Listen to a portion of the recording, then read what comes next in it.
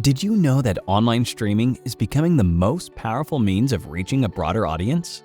Even major networks are transitioning from cable television to online streaming platforms. BGK is a Christian online TV network that is ahead of the curve. We specialize in virtual broadcasting, allowing leaders to broadcast right from their homes while sitting in the comfort of their customized studios. And as if that wasn't enough, you can have our very own broadcast production for as low as $25 per week. Yes, I said it, $25 per week. Wouldn't you love to have your studio right in the comfort of your home? Well, call us at 877-386-6207 and become a broadcast partner with BGK Broadcast Network. Hello, I am Evangelist Virginia Bowie, the host of the Café Freedom chat show that airs Mondays at 2 o'clock and 8 o'clock p.m.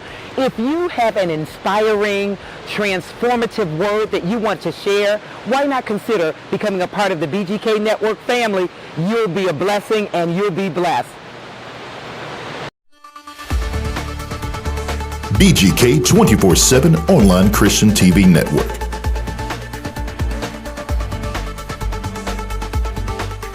Making what was once impossible, possible.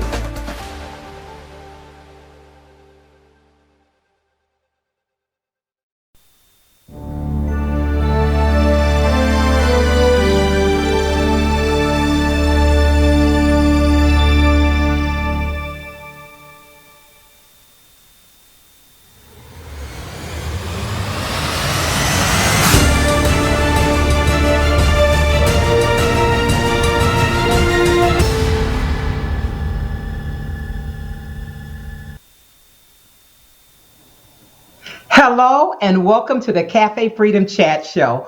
I'm so happy to have you in the studio once again. And to all my friends and family, you are in for a wonderful, wonderful discussion on this evening. I'm so glad to have none other than my own daughter, Minister Jalen Bowie, in the studio with me.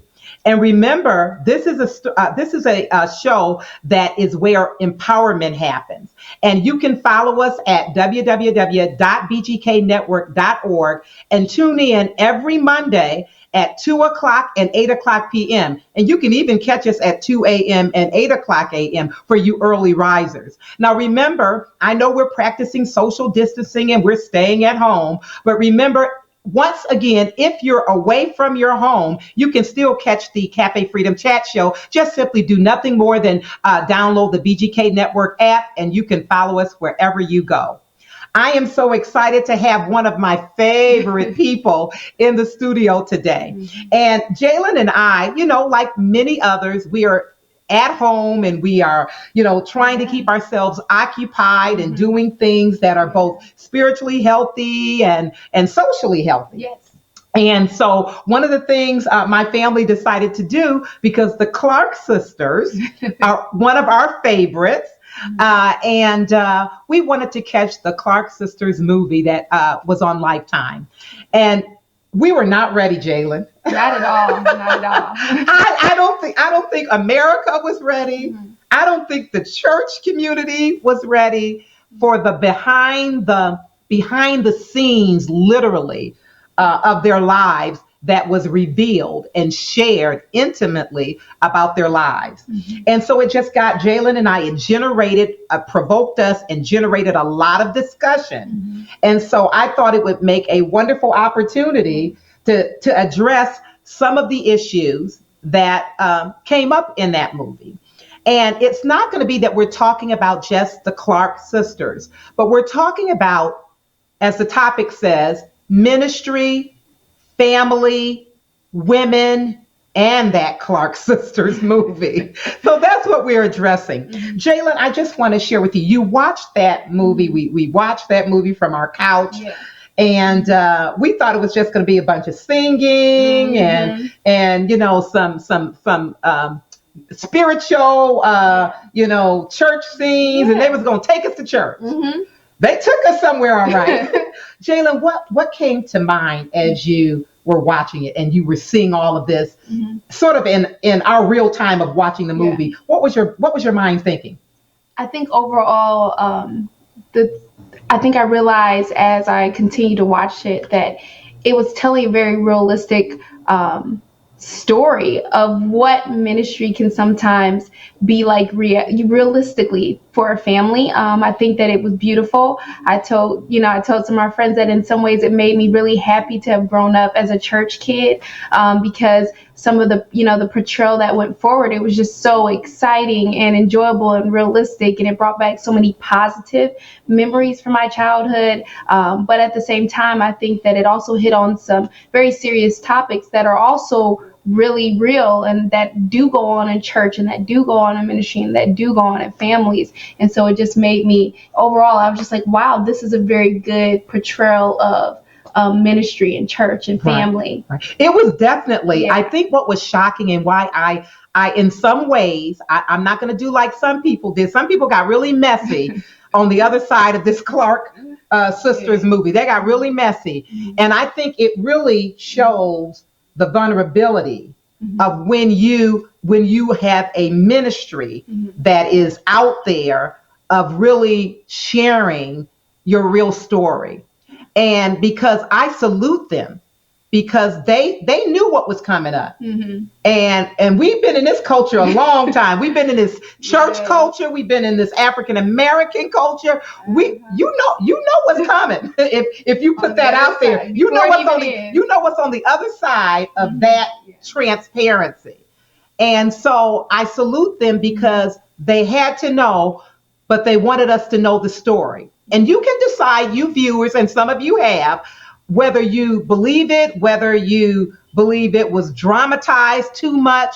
But what I will say is that, and which is what Minister Jalen and I want to talk about, is some of the things that they shared and how much of the ministry reality that really is.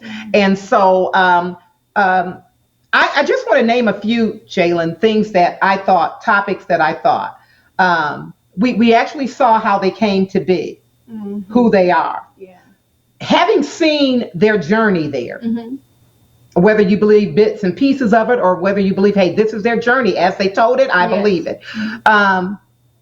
What are your thoughts about the Clark sisters now? Has it changed? Seeing all of that, has it changed it for the better?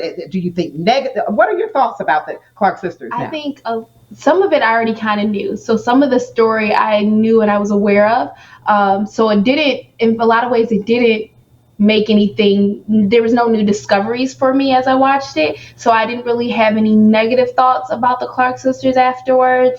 In some ways, like you said, they knew what was going to happen when they opened that door to tell their story in the way that they chose to do so. So in some ways, I think they're very, brave and confident in themselves and where they are right now. And I think it showed a level of strength, honestly, to put themselves in such a public sphere and let their personal lives, Absolutely. however you may, decide to perceive it, to put that out there in that way and to let that story be told. So I think that showed a level of strength to them, and a level of confidence. And you know what? To me, it takes courage. Yes. It takes courage to be willing to expose the not so sweet, the not so nice. But that is your story. Yeah. And everybody has a backstory. I said we're all 3D and 4D. We like to show the 2D. Yeah. You're only going to see me from the front and the side. But we all have a 3D, a 4D. We all have some depth to us. And what is in that depth? And I think we got an opportunity to see it. And it takes courage to say, yes, I didn't arrive here perfect. I didn't arrive here without some scars. And maybe I'm still tending to some wounds. Yeah. Because I think the reality is that I think that we all walk, we as the credits were rolling at the end, we all realized, wow, there's still some tender spots to that story. And I'm looking at you, you went and started Googling, you went and started YouTubing interviews, and you trying to, wait a minute, because some people, they just messy, they nosy, I want to know what really happened. But what I tried to do is I tried to appreciate the fact that they attempted to share their story with all of the dents, the blemishes. They didn't try to, at least from my, they were not overly concerned with showing you the perfect side of the Clark sisters. But they did raise some that movie did raise some very, very powerful and necessary for discussion topics. In that movie, and Jalen, if I miss any, you tell me, we dealt with abuse, verbal, emotional, physical. We dealt with anger, bitterness, rejection, pain, insecurity, confusion. That was all out there. Sexual promiscuity was one. Sexual promiscuity, babies out of wedlock, all the things that should not be numbered among us. Yeah. But what do you think that they were saying by sharing all of that? I think that they were saying that this is an aspect maybe of the church that we have not addressed. And I'm going to tread lightly with that one. I think that there are, in this modern day, churches are really trying to address those really real issues in a lot of ways, that things have progressed since the days of the Clark sisters until now. I think that for them, they were just showing their truth and saying that even in the church, even with these big fancy titles, even with these big fancy names, that we are no different, that whether we're a believer or not, we're no different in some ways than the lay person or the what did Maddie I can't remember. I remember. She said those no God, no folks, I think. Right. But we're no different in some ways, that we all have our struggles, that we all have our challenges, and that God is still good even on the other side of that you can still prevail on the other side of that. And I think they're saying we have tests and trials just like everyone outside the church. But the only difference is that we have, it doesn't negate the fact that we have God in us, and God helps us through that because we rely on God. Because the one thing that I thought was constant is that they kept going back to God. Come on. I mean, literally from the falling down to getting up. And some might say not only did they keep going back to God, but they never left God. They never, even with the blemishes being shown, they never left God. And that to me is a testimony.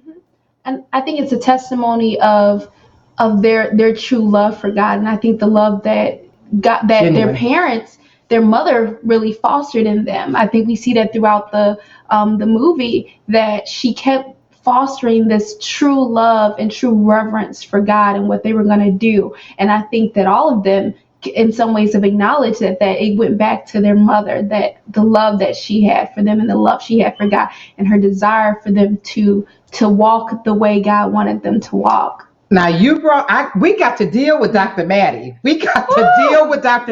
Now, how many of you know that in the church, I don't care what your church affiliation is. I don't know. And it doesn't matter what your holiness organization is. Everybody, especially in the African American culture, knows Dr. Maddie. And yet, I thought two things as I was watching this movie, as they were really sharing the depth of their mother and some of the problems and the struggles that she had. That either Maddie was proud of these girls, she was proud of these girls saying, tell our story. I pushed you to sing, now tell our story. Or Maddie was standing up saying, rolling or standing up saying, wait a minute, when I see you on this other side, because Dr. Maddie was not shown by her daughters being this perfect specimen of holiness with no blemishes. She was a woman of God, but they showed her with her struggles. It opens up. It opens up with her being abused. So not only are they willing to show her and her undealt with issues, and I believe there was the rest of the movie shares the fact that she didn't deal with those issues and tried to go on like we do and put a pinky band-aid on a 12-inch gash and think that that's going to be enough. But it also dealt with the fact that their father was it abuse? He was a pastor and he was abusive. Now I know we're getting in trouble somewhere. Somebody pointing our fingers say you better stop this. Yeah. But the truth was this story showed us people that loved God but were struggling to love themselves. Yeah. And to really, really constantly, effectively show that love to those that I believe they love.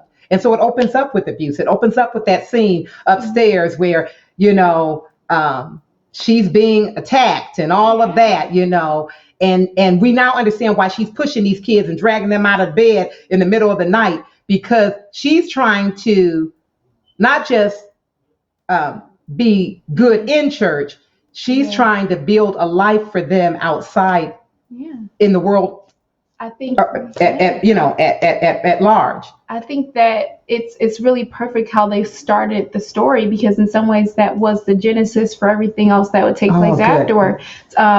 As I went on, because, after everyone started watching the movie, everyone had questions afterwards. So, immediately people went to Google and, YouTube and Thank God for Google, to YouTube. Look up the answers. And so you find out as the story progresses that she does leave her husband, but that was only her second husband. She had been married previously, and she actually had a son. That we don't even hear about. You don't see about in the movie whatsoever. And her oldest daughter is by her first husband. So I think that as the one that the dad slapped. Yeah, Jackie. So we're talking about child abuse, verbal abuse.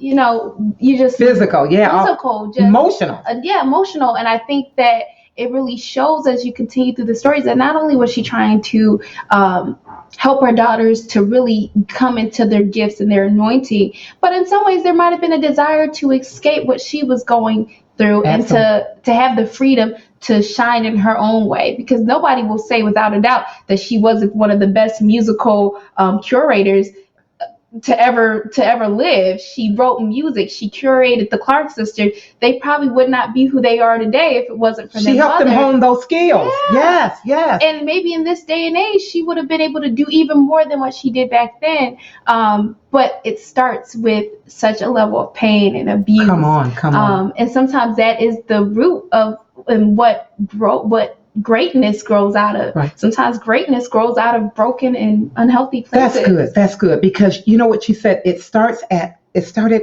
what we see as a place of pain. And so often this is what we do, and I hope I can deliver this the way it's in my head. Often we say, from pain to purpose. Oh, everybody shouts. That sounds good as the topic for a seminar.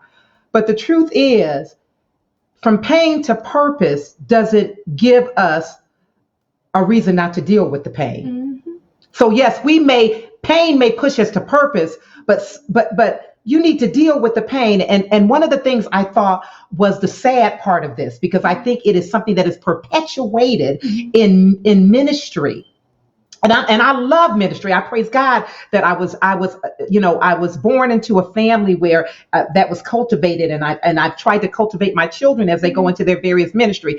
But one of the fallacies is that, pain pushes me to purpose, but there's not enough emphasis to deal with the pain. And so this is what I saw. And let me tell you what Jalen, dear, please share with me what you think about this. She is emotionally abused. She is verbally abused. She's physically abused. The children are witnesses to this. They listen to this. I believe if we were talking about Albert, we would say that he probably came from a place of abuse. He's trying to be who he needs to be, and he needs Maddie to be that too. Yeah. So all these people, but she goes on, and we never get any understanding if she gets counseling, if the children get counseling. So that's just something that is tucked away in their closet. And they're supposed to move on and develop into secure, spiritually secure, emotionally secure, intellectually secure people with all of that baggage they're dragging behind. Yeah. And is it because they can't deal with it. They can't at that time bring it to light because it's going to be a stigma upon the church. So what are your thoughts about the fact that they move on, and we see how moving on is not fluid, effective for them because of that? I think that it goes back to what happens in the house stays in the house. Oh my gosh. Especially when you grow up in ministry families or pastoring families. If you grow up as a PK or you grow up as a minister's child, sometimes there can be a level of pressure to keep up a perfect facade, to keep up a stiff upper lip. Oh, a stiff upper lip. It's you can't take one for the team. Yeah, you can't take one for the team. You have to. The first lady always has to have the big hat on. She has to have the nice outfit on, and she has to come in and she has to be prepared to sit on that special designated role and to be that character, that role, and the children are expected to come into church with well behaved, obedient and always paying attention, always so anointedly gifted and serving in their places. And everyone's supposed to play a caricature of who they really are, and there's no way, no one can keep up the facade of something that they're truly not. And so I think that as the story continues, the facade begins to crack. Yes, they've gotten out of an emergency situation. They've gotten out of the immediate danger, but now they spend the rest of the story trying to escape the facade that they've been forced to play into all of their lives. And I think you see it with Twinkie, and she has the discussion with her mother about how I needed a mother and you just needed an organ player. Ooh, that part, I tell you, I have the tendency that when I hit a good part in a book or I hit a good part in the movie, I got to pause it. I got to take it in. And then, I love all this technology because that was heavy. That was heavy. And Jayle, you just said something, and I want to make sure that we clarify. We're not talking that we have anything against big hats. I love the look of holiness. I don't mean that that's holiness. So but I mean that look that we bring, that is our flavor, is our vibe. Because it doesn't mean that we're shallow. It doesn't mean that we're all, caught up with that. It means that we've embraced this aspect, and this is the flavor in which we sort of flow. But so you're not talking about women in big hats. You're saying that, but what that comes to, the caricature of that is the motif, or that becomes the mold, MOLD, mold that we have to force ourselves in. Exactly. That the pastor kids, somebody creates this mold, and I don't even believe it's the mold that God created. No.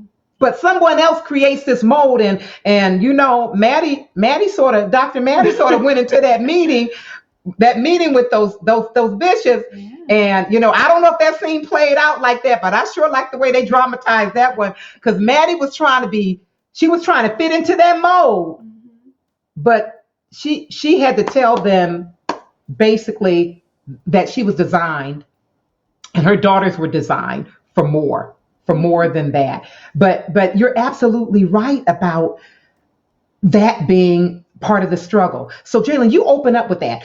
You share that. That's not the only.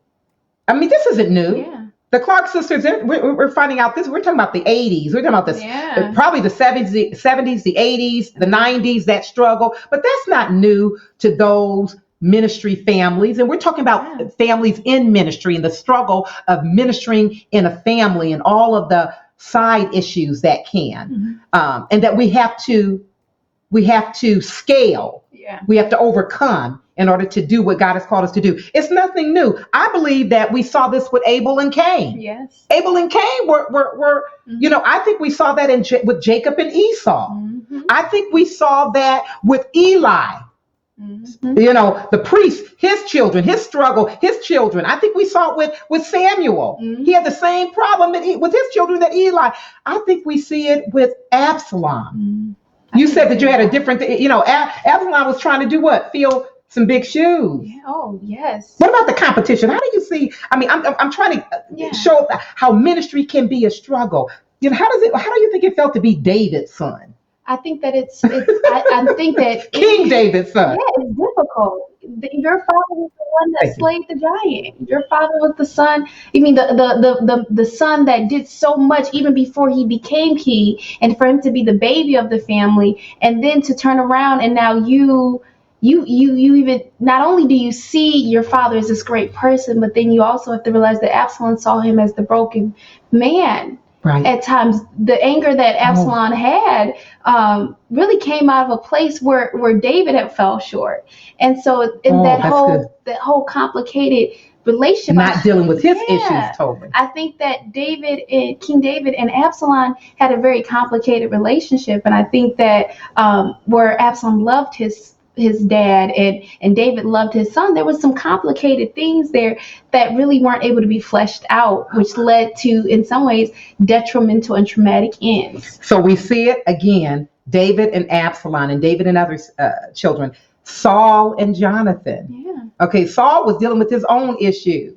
He was dealing with his own insecurities, his own jealousy, his own envy, his own trying to scale and not fitting in. Remember when God said, I remember when you was small in your own eyes, because he was struggling. But then let's jump on into the New Testament. What about Martha and Mary? They're both ministering, but they see ministry differently. Denise sees ministry different than Twinkie and Dorinda. Wait a minute. She's, Denise is I think Denise is like a perfect example of that. Denise wanted to live. Denise wanted to experience all the beauty of life, and I think that that in some ways that was good, and it was a little bit of difficult, because she found herself always at a rebellious place with her family, because they couldn't all kind of see life the way that Denise saw it. Isn't it something, because that's one of the problems sometimes, as we sort of bring this to a close, that's one of the problems sometimes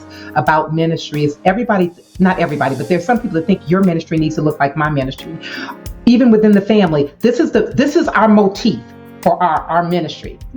And so you need to follow this. Now, don't get me wrong. I believe that there are certain things that are just natural to families, and that you can see that they're connected.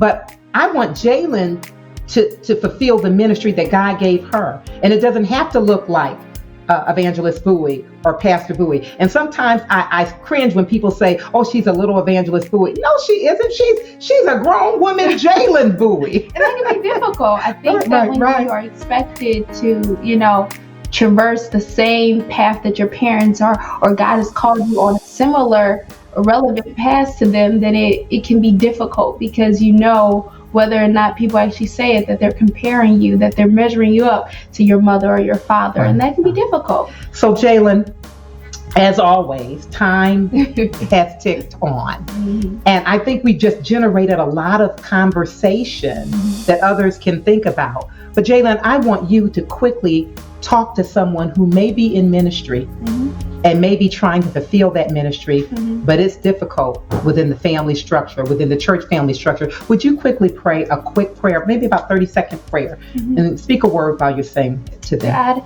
just help those individuals that feel like they are not able to be who you have called them to be, that they're not even quite sure what you want for their lives. Help them to know that you are still leading them, that the steps of the righteous are ordered by the Lord, and that they can walk the path that you have designed for them, that they don't have to walk the path that others have already prepared for them, but they can be who you have called them to be, and encourage them and let them know that they have an identity that is anchored in you and not in any other expectation or idea that someone else has for them. Amen. Amen. I quickly just want you to remember Genesis 18 and 19. It says, I have chosen him so that he will direct his children and his household after him to keep the way of the Lord by doing what is right and just, so that the Lord will bring about for Abraham what he has promised him. Don't be ashamed of your ministry. Flow the way God has designed you to flow. A part of a family, but unique in your own way as God designed you to be. We love you here at the Café Freedom Chat Show. Catch us at www.bgknetwork.org. You know what? On Mondays, 2 o'clock and 8 o'clock p.m. God bless, and we'll catch you next week.